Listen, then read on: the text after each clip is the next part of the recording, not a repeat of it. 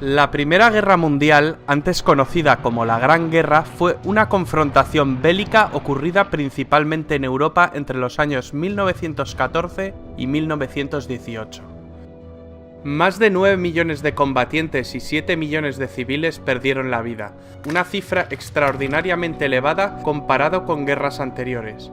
Estas cifras son tan elevadas, entre otras cosas, por los avances tecnológicos e industriales de los beligerantes. En la Gran Guerra se vieron involucradas todas las grandes potencias industriales y militares de la época. Antecedentes.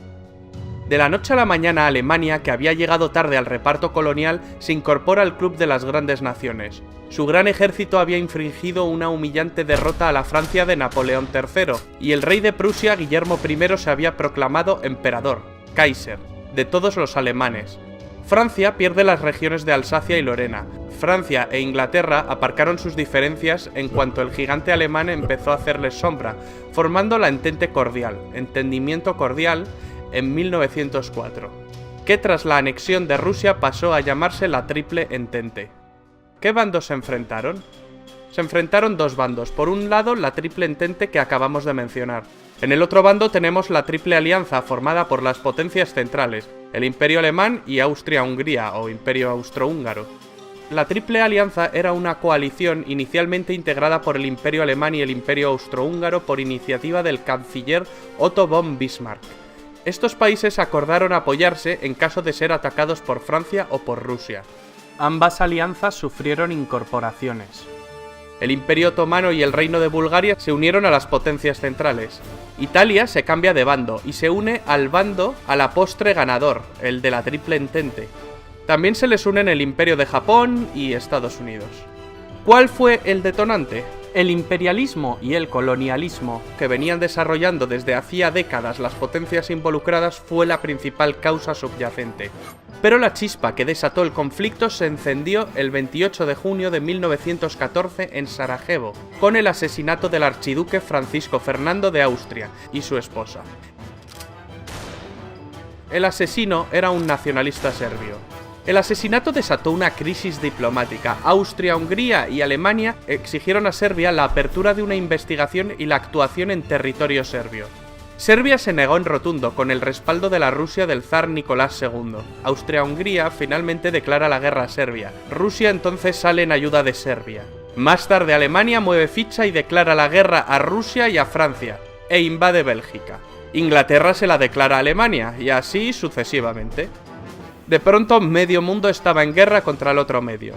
Hoy resultaría impensable la alegría que produjo en Alemania el estallido de la guerra. Los alemanes pensaron en una guerra rápida, derrotar a Francia entrando en París, invadiendo la neutral Bélgica, para en pocos meses trasladar toda su maquinaria a Rusia.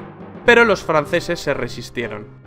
El avance armamentístico impuso una guerra muy costosa y muy larga que rápidamente se enquistó y se convirtió en una auténtica carnicería.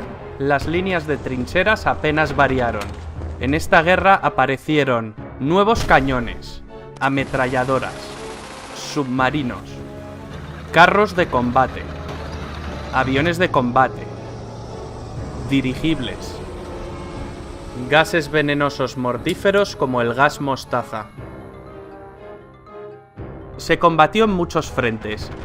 En los Balcanes, en los Dardanelos, en Oriente Medio, en el Cáucaso, en los Alpes italianos, en África, en Extremo Oriente, en el Pacífico y en el Atlántico, aunque los principales esfuerzos se concentraron en dos frentes, el frente occidental y el frente oriental. La guerra de trincheras, en la cual los ejércitos combatientes se refugian en zanjas cavadas en el suelo, existe a partir de la revolución que supuso el uso de armas de fuego. Este tipo de guerra llega a su punto máximo de brutalidad y mortalidad en el frente occidental. En el frente oriental pusieron al mando del ejército alemán a una vieja gloria, Paul von Hindenburg. Tras sus victorias acabaría siendo el jefe del Estado Mayor con el general Ludendorff como subordinado. Ambos acabarían creando una dictadura militar dirigiendo de facto el país, marginando al Kaiser Guillermo II y al propio Parlamento alemán. Los alemanes intentaron aislar a los ingleses con sus submarinos U-Boot. Estos submarinos atacaban una y otra vez sus barcos que abastecían la isla. En 1915 los alemanes hunden el RMS Lusitania, un gran transatlántico, orgullo del poderío británico. En el hundimiento mueren 128 estadounidenses. Este hecho provocó que en 1917 los Estados Unidos le declararan la guerra a los imperios centrales. Y esto terminó de desestabilizar la balanza. También ese año en Rusia, las hambrunas y las bajas de la guerra desencadenaron el estallido de la Revolución Rusa, la cual obligó a abdicar al zar Nicolás II. Los bolcheviques tomaron el control total y finalmente firmaron el armisticio con los imperios centrales y más tarde la paz. Los alemanes aprovecharon esta victoria para enviar casi todo su ejército oriental al frente occidental e intentar obtener una victoria rápida antes de la llegada masiva de los estadounidenses. Era su baza definitiva. Pero mal alimentadas y cansadas, las tropas alemanas no pudieron resistir la contraofensiva de Foch y fallan frente al objetivo final, París, quedando a 120 kilómetros de la capital gala. El general Foch comanda sus tropas francesas y estadounidenses hacia la victoria, en la segunda batalla del Marne. Los primeros tanques británicos entraron en combate y la superioridad aérea aliada fue evidente. Los italianos también derrotaron a los austrohúngaros. Ludendorff y Hindenburg son partidarios de la capitulación inmediata, pues creen que el frente se derrumbará en cualquier momento. Tropas estadounidenses de repuesto no paran de desembarcar e incluso Italia se prepara para enviar un contingente a Francia. Alemania y las potencias centrales sobre el papel habían perdido la guerra.